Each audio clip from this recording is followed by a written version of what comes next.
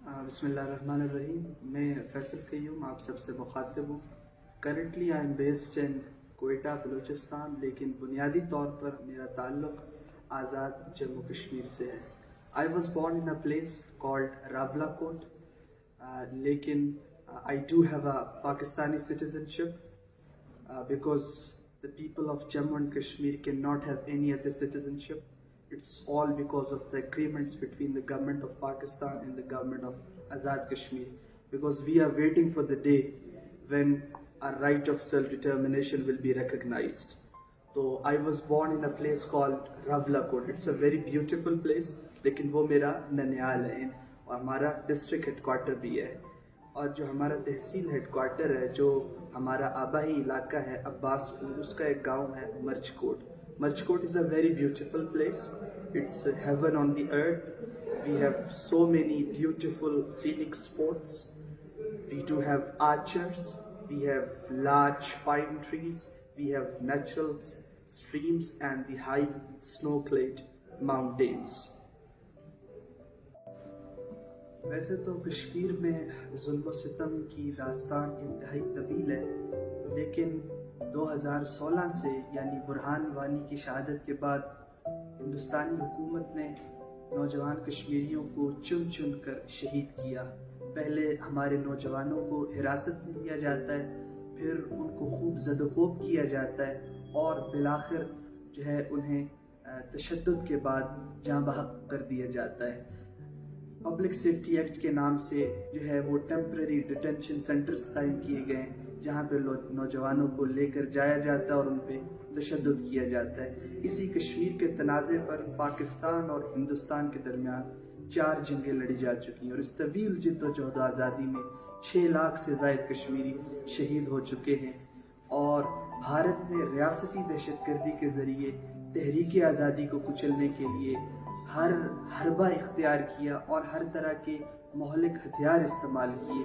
Public safety act کے نام پہ ظلم و ستم کی بہت ایک بڑی اور ایک طویل داستان ہے.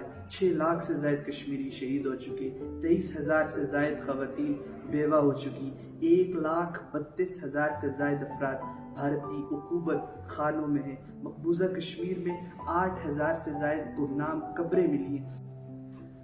انڈین کانسٹیٹیوشن کے اندر بھارتی آئین میں کشمیریوں کے متعلق آئین میں موجود خصوصی جو حیثیت تھی، جو ان کا ایک اسپیشل سٹیٹس تھا، آرٹیکل 370 اور 35A، یعنی ایک لمیٹڈ سی آٹونومی تھی، ایک محدود سی خود مختاری تھی.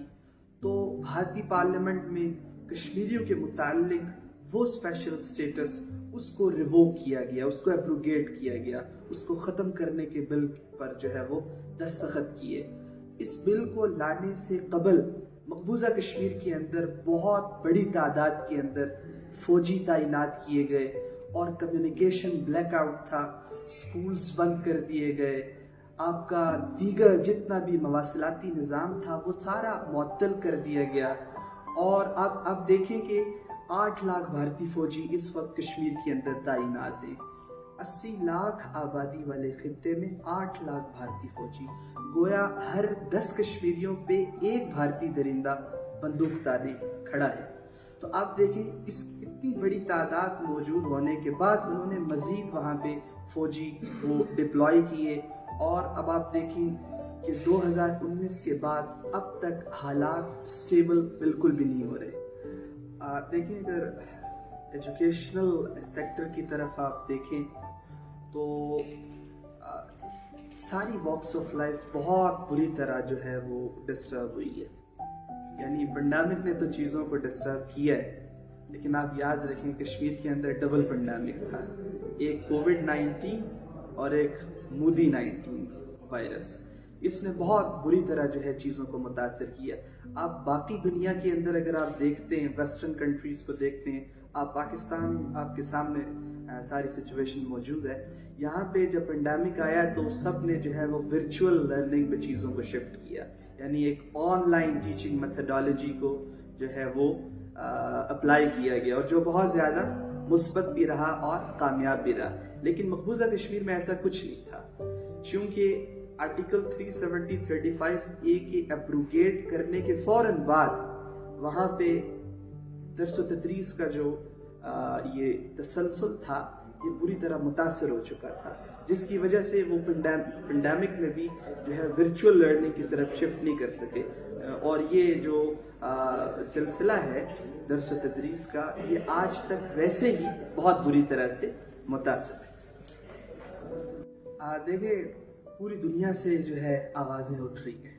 ایمنسٹی انٹرنیشنل نے ڈیٹیل سے مقبوضہ کشمیر کے اندر جتنی بھی انڈین گورنمنٹ نے جو ہے وہ اٹراسٹیز کی ہے اس پر ڈیٹیل سے رپورٹس کو پبلش کی ہے، UN کی طرف سے رپورٹس آئی ہیں، اور اس کے علاوہ یعنی آپ دیکھیں اس میں بڑے بڑے اخبارات شامل ہیں۔ آپ اگر جو بڑے بڑے یعنی آپ دی گارڈین اٹھا کے دیکھیں، آپ واشنگٹن پوسٹ اٹھا کے دیکھیں، آپ نیو یارک ٹائمز اٹھا کے دیکھیں، آپ الجزیرہ یعنی ان کے جتنے بھی آپ آؤٹ لیٹس کو اٹھا کے دیکھیں، اس پہ انہوں نے ڈیٹیل کے ساتھ فیکٹس اینڈ فگرز کے ساتھ جو ہے وہ چیزوں کو رپورٹ کی ہے۔ اس کے علاوہ ویڈیو ڈاکیومنٹریز جو ہے وہ بنائی ہیں، لیکن اس کے ساتھ ساتھ یہ ہمیں دیکھنے کو ملا کہ جب بھی پوری دنیا کے اندر کوئی ایسی کانفلکٹ کی سچویشن ہوتی ہے جہاں انسانی جان خطرے میں ہو تو وہ انسانی راہداریاں بناتے ہیں، جسے وہ اپنی زبان میں ہیومینیٹیرین کوریڈورز کہتے ہیں۔ یعنی مشرق وسطیٰ میں، شمالی افریقہ میں جب بھی ایسی کوئی کانفلکٹ کی سچویشن آئی تو وہاں پہ انسانی راہداریاں بنی، لیکن مقبوضہ کشمیر میں ہم نے دیکھا کہ ایز سچ کچھ انیشیٹوز نہیں لیے گئے، جس کی بہت ساری ریزنز ہیں، یعنی انڈین گورنمنٹ کے ساتھ ویسٹرن کنٹریز کی لوکریٹو اور اکنامک پارٹنرشپ، اور اس کے علاوہ بھی انڈیا کے جو کچھ اسٹریٹجک انٹرسٹ ہے، اور بہت ساری ایسی ریزنز ہیں جس کی وجہ سے جو انٹرنیشنل کمیونٹی ہے وہ بولتی تو ہے لیکن وہ جو ہے کچھ عملی اقدامات کرنے سے جو ہے وہ قاصر ہے۔